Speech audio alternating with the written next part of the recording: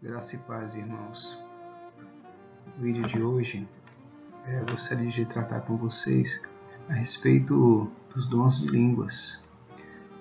Apesar de ser um tema, de certa forma, polêmico, é de fácil entendimento, segundo as Escrituras.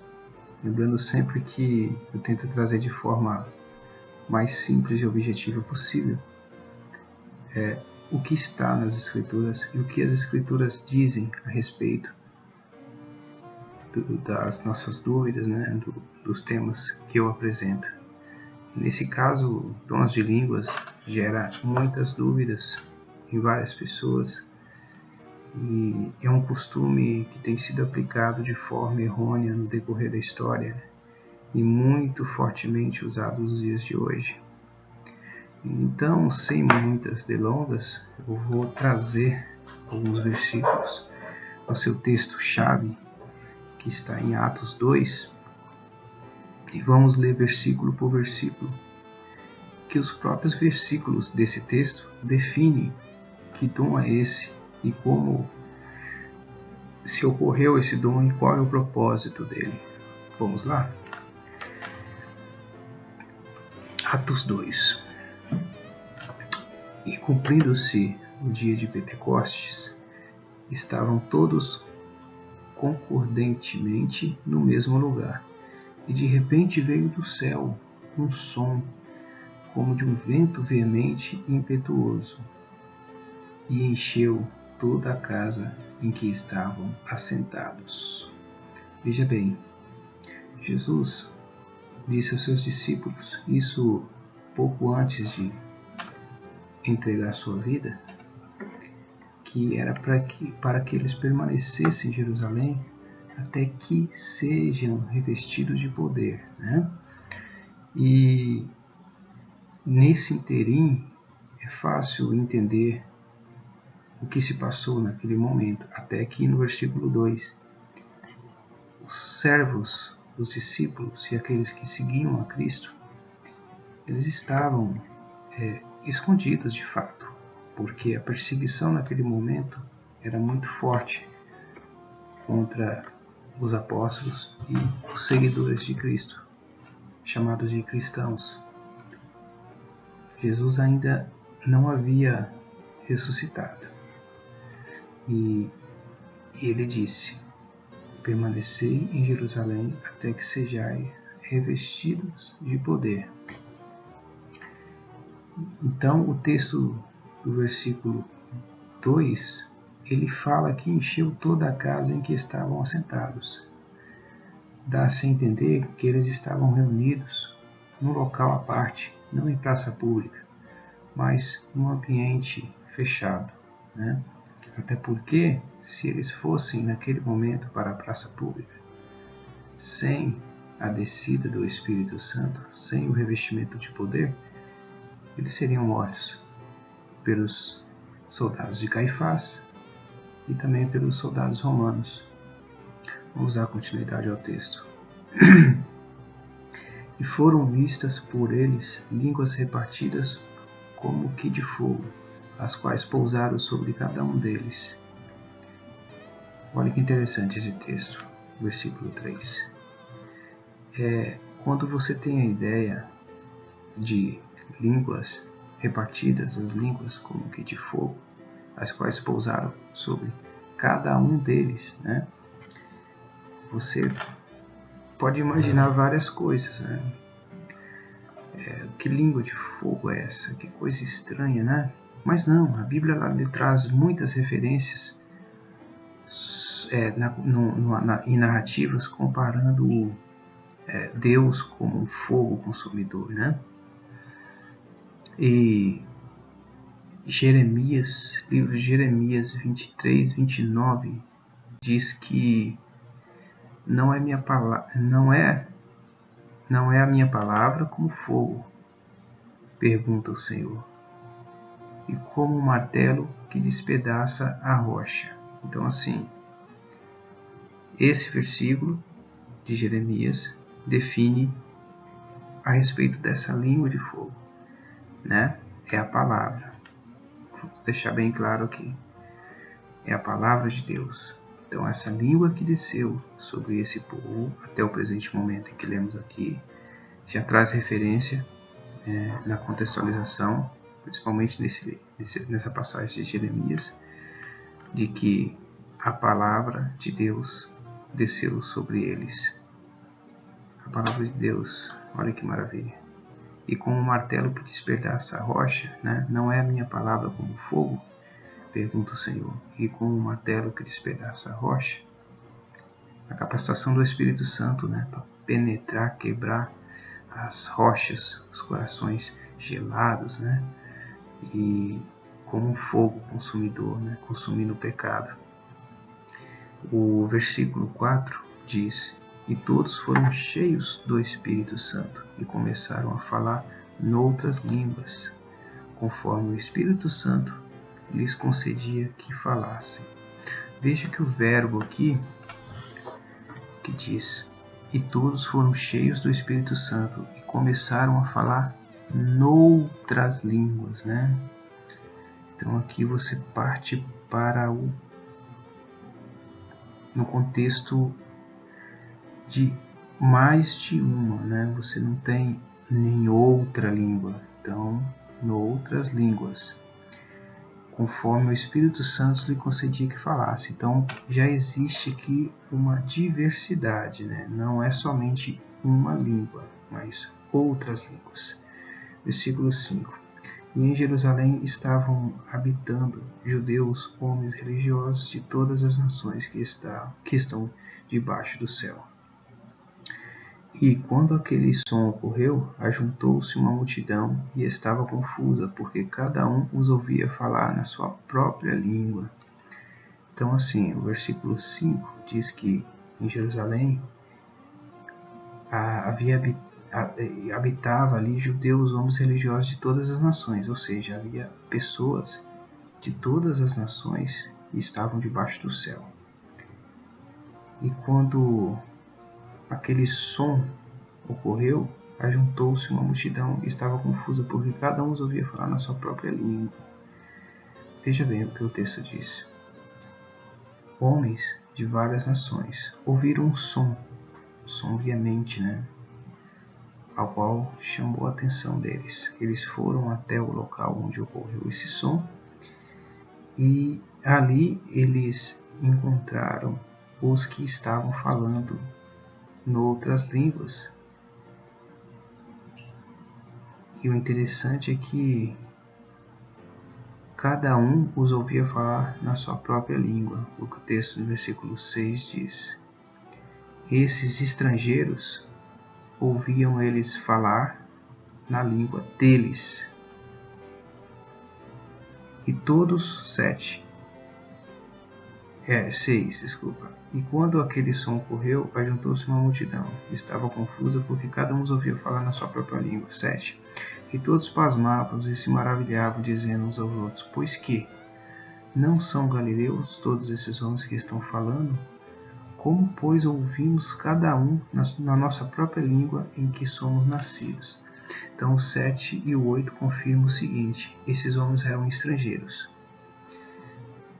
E esses que receberam o Espírito Santo começaram a falar, lembra de Jeremias? Eles começaram a falar de Deus, né? Proclamar o Evangelho, a palavra como fogo, né? Línguas de fogo, como outros textos além de Jeremias também cita. Começaram a falar do Evangelho e glorificar Deus nas línguas em que esses estrangeiros falavam. E eles ficaram pasmados, porque a visão que eles tiveram ali dessas pessoas que receberam esse dom de língua eram pessoas que nunca tinham saído de Jerusalém, né? Nunca tinham saído. Eram galileus, homens pescadores, eram pessoas humildes que viviam sempre ali naquela província. O versículo 9 diz o seguinte: portanto, o 9 diz aqui, os partos e medos elamitas e os que habitam na Mesopotâmia, Judéia, Capadócia, Ponto e Ásia, e Frígia, Panfilha, Egito e partes da Líbia junto ao Cirene, e forasteiros romanos, tanto judeus como presbíteros, cretenses e árabes, todos nós temos ouvido em nossas próprias línguas falar das grandezas de Deus. Então o versículo 11 define que esses homens eram estrangeiros e que essas línguas eram estrangeiras, e que o que se pronunciou da boca desses homens que começaram a falar na língua materna deles, de cada um que pertencia à África, à Panfilha, ao Egito, as partes da Líbia, junto a Cirene, o texto 9 e o 11 diz aqui, ouviram falar das grandezas de Deus. Voltando no texto de Jeremias 23, 29, né? Não é a minha palavra como fogo? Pergunta o Senhor. E como um martelo que despedaça a rocha? Então, assim, a palavra de Deus é como fogo, né? Esses homens receberam a palavra de Deus na língua materna deles. Então havia total entendimento e total compreensão do que estava dito ali. Continuando o texto, versículo 12. E todos se maravilhavam e estavam suspensos, dizendo uns para os outros, que é isso? O que isso quer dizer? E outros zombavam, diziam, estão cheios de mosto. Pedro, pondo-se em pé com os 11, levantou a sua voz e disse-lhes, homens judeus, e todos os que habitam em Jerusalém, sejai-vos isso notório, escutai as minhas palavras. Veja bem, esses que zombavam eram também judeus, galileus, que estavam ali, só que eles não pertenciam aos que receberam o Espírito Santo, né? Pentecoste, a descida do Espírito Santo. Então eles não receberam esse dom. Só que estes que zombavam conheciam cada um ali, que o texto traz referência, de que eles conheciam de fato, né? E é muito fácil você fazer um comparativo. Se você conhece uma pessoa, um amigo seu, e você sabe que esse amigo seu não sabe falar nenhum idioma, uma pessoa que fala mal um português, e de repente você está andando com ele na rua, você também não é lá um cristão, né? E você está andando com ele na rua, ele para ali um chinês, ou um americano, ou um alemão ali, começa a falar na língua sobre as grandezas de Deus, na mesma língua desse chinês, desse alemão, e por aí vai. Você que está vendo aquela cena, você vai falar, pô, esse cara tá maluco. Esse cara nunca falou essa língua. Tá aí enrolando, né? Deve estar na noia, deve estar maluco, deve estar drogado. É isso que aconteceu nessa situação aqui. Mas Pedro, pondo-se de pé, lembra que no começo do texto, eles estavam sentados. Era um local específico, eles não saíram correndo para a praça, eles continuaram no mesmo local. Quem foi até eles não foi porque eles foram até eles, certo? Os que receberam o Espírito. Mas quem ouviu o som, os estrangeiros que foram até eles e ouviram das grandezas de Deus.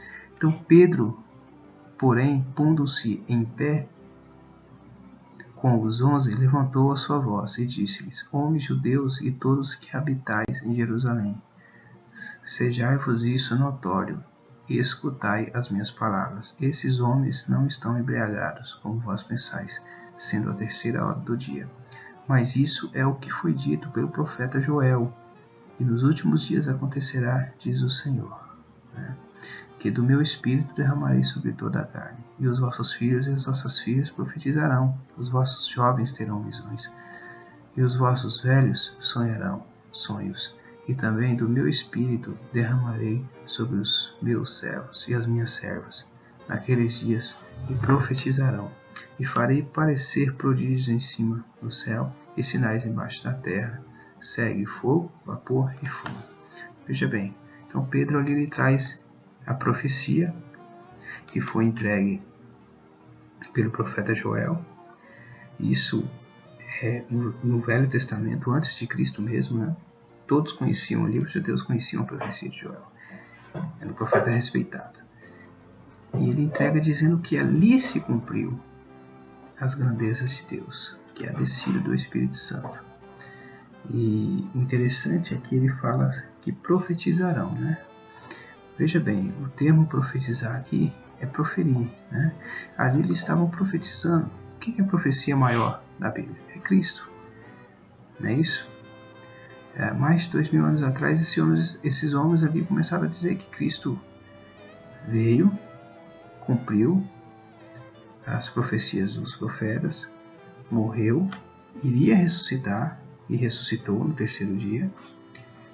E o mais importante, ele iria voltar e buscar os seus eleitos, né? Então ali eles estavam falando disso. A profecia maior é a volta de Cristo. É o suficiente para os cristãos. Então a profecia que surte efeito na vida de um cristão é a volta de Cristo. Esses homens não tinham Bíblias, não existia Bíblia na época. Existia o Velho Testamento, que era o aio da lei. Mas o Evangelho de Cristo, somente depois de, posso dizer aí, 60 ou 70 anos que começou ali a circular entre o povo alguns eventos que foram escritos por aqueles que acompanhavam os apóstolos e as narrativas dos apóstolos. Então não existia evangelho naquele momento. Eles profetizaram, sabe o que foi? Foi as mensagens do Espírito Santo. A volta de Cristo, né? O arrependimento, testificando Cristo como Filho de Deus. Essas são as profecias que foram naquele momento. E o mais interessante é que as igrejas de hoje misturam todas essas situações. Eles entendem que falar em línguas no contexto deles, é começar a embolar a língua, na bachúria, canta la rasa, a malacai, segura a malacai, chupa pala house e por aí vai. E isso não tem nenhum contexto bíblico como nós lemos aqui. Em Corintos, apóstolo Paulo fala sobre línguas, a situação é praticamente a mesma. Depois eu vou tratar um pouco sobre esse assunto à parte, mas Corinto era uma cidade portuária, cheia de turistas, marinheiros de todos os 4 cantos da terra. E ele trouxe essa mesma mensagem. O que estava acontecendo ali é que as pessoas que reuniam no templo de Corinto, que começaram a seguir o cristianismo, receberam também o Espírito Santo. Só que, ao invés deles glorificarem na língua compreensível, na língua que eles conheciam, na língua local, cada um profetizava numa língua diferente, numa língua estrangeira. Então Paulo trouxe uma palavra, eu sou poliglota. Ele diz assim, eu falo em outras línguas. Bem, poderia vir a vocês falando em outras línguas, né? Eu falo em outras línguas, mas eu prefiro falar numa língua que vocês compreendam, para que surta efeito, para que todos sejam glorificados. Portanto, melhor falar em línguas compreensíveis para que todos sejam glorificados. Mas o contexto é o mesmo, eram línguas estrangeiras. Não é o que se vê nas igrejas de hoje. O que se vê nas igrejas de hoje é uma influência, e tem parte histórica para isso, né? Para provar. Se você for ver na história, a história do pentecostalismo e o neopentecostalismo. Eu tenho uma parte que eu posso implementar para vocês aqui sobre o século XIX, uma parte histórica, sobre a Rua Azusa, né? A Rua Azusa foi supostamente uma reunião de avivamento, pentecostalismo e pentecostal, que se deu em Los Angeles, Califórnia, liderada por William Joseph Seymour. Ele foi um pregador afro-americano, teve início com uma reunião em 14 de abril de 1906, em um prédio que fora da Igreja Metodista, e continuou até meados de 1915. E esse suposto avivamento foi caracterizado por experiências grotescas, né, posso dizer assim, né? E ali eles falavam vários tipos de línguas, vários tipos de idiomas. É uma mistura de culto de adoração, uma mistura interracial. Os participantes foram criados pela mídia secular e havia teólogos cristãos por considerarem o comportamento escandaloso e pouco ortodoxo, especialmente para a época, no século XIX. Hoje, o avivamento é considerado pelos historiadores como o principal catalisador para a propagação do pentecostalismo, né? Então, assim, esse evento histórico, para vocês entenderem o contexto do século XIX e por que influenciou muitos tipos de dons de línguas que temos hoje nas igrejas pentecostais, neopentecostais, através do William Seymour. William Seymour era um pastor negro e naquele tempo as igrejas tradicionais da época, por incrível que pareça, eles proibiam os negros de entrarem em seus templos, né? E William Seymour, ele foi escravo, ele foi um ex-escravo, um homem notório na história, né? E ele se formou como pastor, né? E formou em teologia e abriu uma igreja em Los Angeles, Califórnia, chamada Rua Azusa. E naquele contexto do século XIX, em que as igrejas eram totalmente tradicionais e muito liturgiosas, né, pode dizer assim, muito rígidas, as mulheres não podiam falar nas igrejas e os negros não podiam entrar nas igrejas. Ele abriu essa igreja justamente para esse público, né? O contexto do século XIX traz a Revolução Industrial, havia milhares de pessoas em rotas de trânsito, tanto na Europa, principalmente nas Américas. No século XVII houve a união das 13 colônias nos Estados Unidos, e daí por diante até o século XIX, os Estados Unidos virou uma grande potência de rota de comércio e emprego, e pessoas de todos os países estavam ali como estrangeiros. Se tinha muitos africanos que recentemente libertos, né, pela Lei Áurea, muitos negros que não tinham trabalho, não tinha possibilidades de ser tratado como pessoas, né? Você tinha também um grande número de chineses também nos Estados Unidos nessa época. Então você tinha uma quantidade muito grande de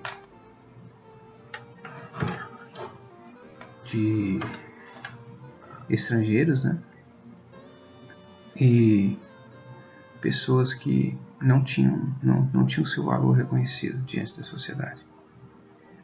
Então, ele, quando abriu essa igreja, ele juntou esse povo. Só na África você tem centenas de tribos que falam em outras línguas. E ali ele deu oportunidade para todos poder participar dos cultos. E usou o texto de Atos como ponto de partida para o avivamento, né? O avivamento da Rua Azusa. Só que o Pentecoste foi um só, foi há mais de 2000 anos. O Espírito foi derramado. Esse negócio de avivamento a gente sabe que não tem contexto bíblico, que já foi. Não existe avivamento, né? O Espírito foi derramado. Nos últimos dias disse: eu derramarei do meu Espírito sobre toda a terra. Foi derramado sobre toda a terra naquele momento. está sobre nós, pela graça, né? Então, o povo ali que participava daqueles cultos, eles dançavam, cada um no seu estilo, cada um no seu tipo de cultura. Eles dançavam, os representantes das tribos africanas, cada um tinha um idioma diferente, né? Há uma diversidade muito grande de línguas na África. Cada um falava um idioma diferente, você tinha os chineses e por aí vai. Só que eles adaptaram, né? Então, na história, se você for olhar sobre a Rua Azusa, você vai ver mais coisas, né? Não durou muito tempo, né? Na verdade, a igreja foi ficando muito forte, começou a haver a corrupção, né? Cobrança de dinheiro. O William Seymour foi um dos pioneiros a lançar o dízimo via correspondência, né? Carta correio. E ali ele ficou enfermo, ficou doente um determinado tempo, e os que estavam ali, que vieram de outras igrejas tradicionais, que faziam parte com ele do pastoreado, da coordenação da igreja, acabaram fazendo a grande reunião, né, chamado de a Grande Assembleia, onde destituíram o William Seymour do pastoreado e repartiram a igreja. Então, essa Grande Assembleia, você tem até uma referência, né, Assembleia de Deus, né? E se espalharam para vários países com esses costumes, né, de lavachúria, da terra, esses negócios aí, é tudo, você pode ver que é tudo um sotaque africano, o tipo das pessoas girarem dentro das igrejas, é tudo influência africana, o tipo rítmico, né?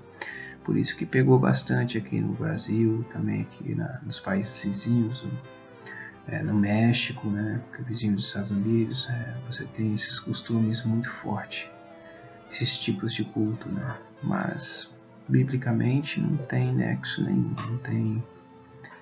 não tem nenhuma base bíblica para dizer que Deus ou o Espírito Santo atua dessa forma. É puramente emocional, é puramente cultural e é puramente costumeiro.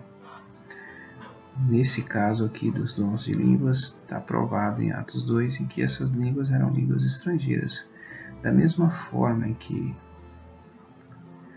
na Torre de Babel, Deus trouxe confusão de línguas, isso fala de línguas estrangeiras, em Atos dos Apóstolos, Deus trouxe a união, para que o povo possa, de fato, ir aos 4 cantos da terra e pregar para todas as nações as grandezas de Deus. Hoje é muito raro, né, você ver esse dom. Uma pessoa que não fala em nenhuma língua estrangeira começar a falar em língua estrangeira e proclamar o evangelho assim, dessa forma. Eu até entendo, porque hoje nós temos um meio de comunicação, hoje as coisas são mais fáceis do que naquela época, né? Naquela época não tinha internet, naquela época não tinha, as pessoas não tinham acesso a escolas de idioma, coisas do tipo. Hoje é mais tranquilo. Porém, não estou dizendo que não possa acontecer, porque ele pode limitar o Espírito Santo. Mas que fique claro que os dons de línguas são línguas estrangeiras, conforme os textos que nós lemos. Estude o tema, tire a sua conclusão. Depois eu vou postar mais vídeos para definir melhor esse tema, que hoje eu estou um pouco cansado. Graça e paz, Deus.